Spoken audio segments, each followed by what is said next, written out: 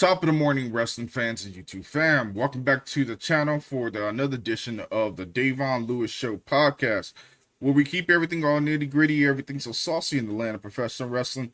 Thank you for making this your go-to channel and your go-to spot for weekly wrestling breakdowns, hot takes, and everything in between. If you're new here, go ahead and smash that like button, subscribe, turn on post notifications so you don't miss actual movement when it comes to anything that's going on for the channel. More importantly, I appreciate you guys coming through for this weekly review for this week's edition for AEW Collision on the Max streaming service, which was live as well on the TBS network from May 22nd, 2025.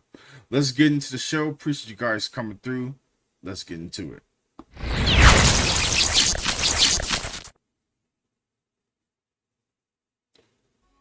Alrighty, ladies and gentlemen, we kick things off with the TNT champion Adam Cole making his entrance to join the commentary team. Then we pan directly to the ring with Tony Schiavone, who's in the ring for the contract signing of FTR versus Daniel Garcia and Nigel McGuinness at Double or Nothing. Cass Wheeler gives the babyface one chance consideration during this match, and they go into the whole entire breakdown, a whole lot of talking, everything that you could have asked for from both sides. But of course, FTR tried to get the upper hand with a whole lot of drama, even bringing up Daddy Magic and a whole lot of different details things. And of course, they over there looked at the commentary table, looking at Adam Cole, and the whole situation really broke down afterwards, where they really were preparing themselves for this following Sunday for Double or Nothing. The FTR end up signing the contracts. Daniel Garcia says he still cares about them, but he went ahead and signed the contract as well. And of course, he went to the whole detail saying he still have cares for FTR after everything broke down. And of course, then FTR brought up Danny Magic, Adam Copeland, and everyone that he pretty much had enough of them when it came to their antics of how they did things. FTR claims to be one of the greatest tag teams of all time, but they said this Sunday it's going to be a fight.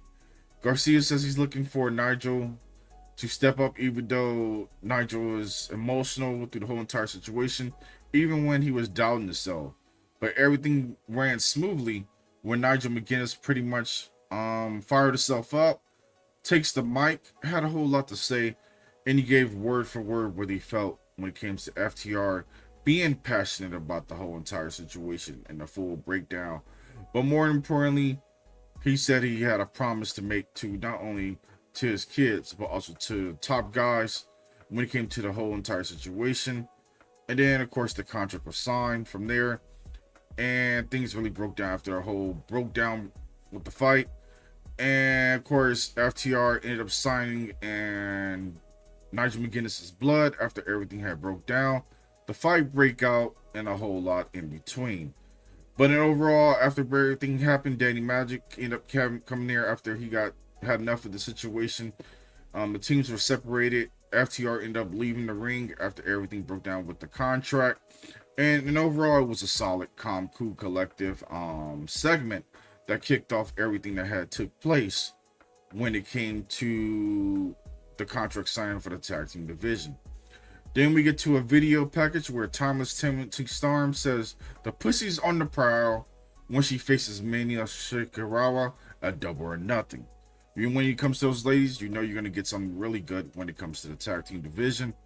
But I honestly look forward to seeing those two ladies put on a clinic for the AEW Women's Championship.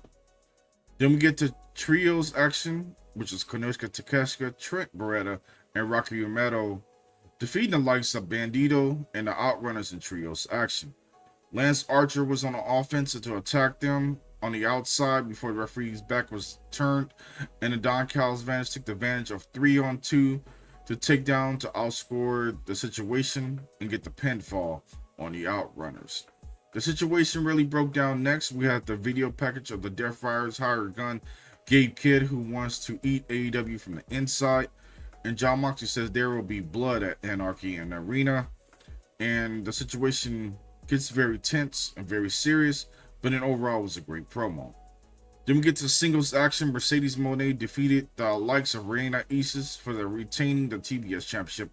The CEO makes her tap out to the statement maker, And then post-match, Jamie Hayter comes out after the match, toss tracking Mercedes at the entrance ramps. Officials run out to keep them apart as Mercedes started the bickering and complaining and says she's going to win the Owen Hart tournament. That match is going to be really good when it comes to this following Sunday. Then we get to a video package where the Sons of Texas, Dustin Rhodes and Sammy Guevara hype up their AEW Tag Team Championship match against the Hurt Syndicate. When you know about the Hurt Syndicate, they hurt people. When it comes to the Sons of Texas, they're going to hold their own as well, but they're looking to prove the Hurt Syndicate wrong as they can hang with them when it comes to the big boys. But Bobby Lashley and Shelton Benjamin is someone you do not want to sleep on when it comes to their paralysis, how they handle things, how they transition to the ring, and they break apart any tag team they have come across. Then we get to singles action. We got Kyle Fletcher defeating Jay Lethal, who I haven't seen in a while, but he's back in the ring action as Fletcher got the knees up on after the Macho Man Randy Savage elbow homage, and he ends up nailing the sheer drop brainbuster for the 3 count and was able to get the victory. Post-match, Don Callis family goes out there and puts the beatdown 3-on-1 on Jay Lethal after the match is over. Adam Cole takes his headset off and cautiously makes his way to the ring to stop the whole situation as the other members of the Paragon, Roderick Strong and Kyle O'Reilly, come out to join them. And then they make an official run in and a whole lot of back and forth to make a match for trios action leading up to, I believe, it's going to be Double or Nothing. Then we get the Paragon and tag team action, which will Kyle O'Reilly and Roderick Strong defeating the Grizzly Young Vets after hitting a lovely Van Terminator. And long and behold, it was a total elimination when it came to everything that took place. The Don Callis family got involved again as Adam Cole pretty much got involved and talked about the whole entire situation. But they were standing tall waiting for the Don Callis family to get back in the ring. But the Don Callis family left after everything broke down. Then we got Josh Alexander, who defeated AR Fox. Don Callis is on commentary and accepts Cole challenge for the trios action as the Paragon will take on Takesha, Alexander, and Fletcher in trios action at Double or Nothing. Meanwhile, the situation inside the ring, we had a whole lot there had broke down as Josh Alexander was able to get the victory with that C4 spike and secure the victory, but things are looking good leading towards Double or Nothing. Then we get Lucha Libre trios action as we have Mystico, Trapalero, and Mascara Dorada defeating the likes of Valero Jr., Magnus, and Rito from CML trios match. Dorado was able to pick up the victory after a nice shooting star press. Lucha Libre always continue to be a focus point when it comes to AEW Collision. I'm loving how CML is still getting a big highlight just in general of how everything had continued to transition very well when it comes to how they have been picking apart things, working together as a great branding when it comes to CML and AEW's relationship. But seeing them being highlighted is a good thing for television. Then we get to a video package where we have Anna Jay and Harley Cameron challenging Megan Bayne and Penelope Ford to a tag team match at Double or Nothing. It made it official for the buy-in pre-show, and I would like to know from you guys, are you excited about the this tag team match? Not necessarily, but it should be all right.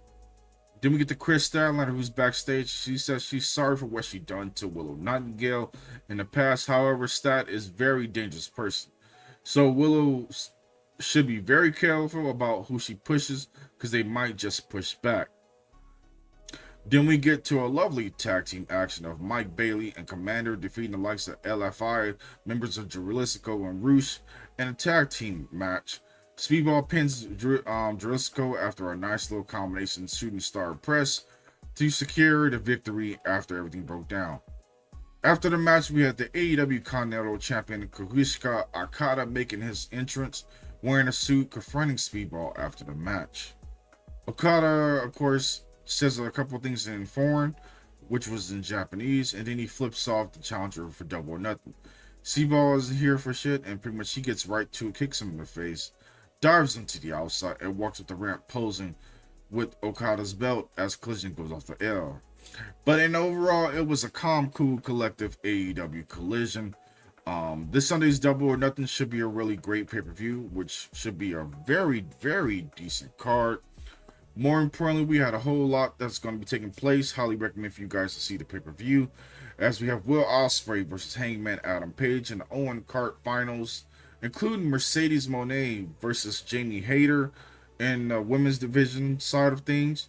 We also have Kenny Omega, Swerve Strickland, Powerhouse Hobbs, Samoa Joe, Kazuri Shibata, and Willow Nightingale versus Jon Moxley, the Young Bucks, Claudio Castelloni, Willa Yuta, and Marina Shafir in an Anarchy in the Arena match. We also have the Toni Storm defending the AEW Women's Championship against Mina Shikakawa. We also have Bobby Lashley and Shelton Benjamin defending the Tag Team Gold against Dustin Rhodes and Sammy Guevara. We also have Kazuchika Okada versus Mike Bailey for the AEW Continental Championship, as well as tag team action with Dax Harwood and Cass Wheeler, taking on the likes of Nigel McGuinness and Daniel Garcia. We also have the stretcher match, which will have Ricochet versus Mark Briscoe. But there you guys have it for this week's edition for AEW Collision with a lovely review. And overall, I'm going to give this out of a score of 10, a solid 7 out of 10. Some great in action. It was alright for what it was. Storylines are still kind of like meh. My own, it was very mid at best. But Double or Nothing should be a lot of fun. Post your comments down below. Let me know what you guys are looking forward to seeing when it comes to Double or Nothing. And also, what matches do you enjoy so far on Collision? Let's get a conversation going in the comments. More importantly, don't forget to smash the like button, subscribe, turn on post notifications, and make this your weekly content programming and podcast. Until the next episode, I will catch you guys later. Y'all have a great day. Happy Friday. Peace.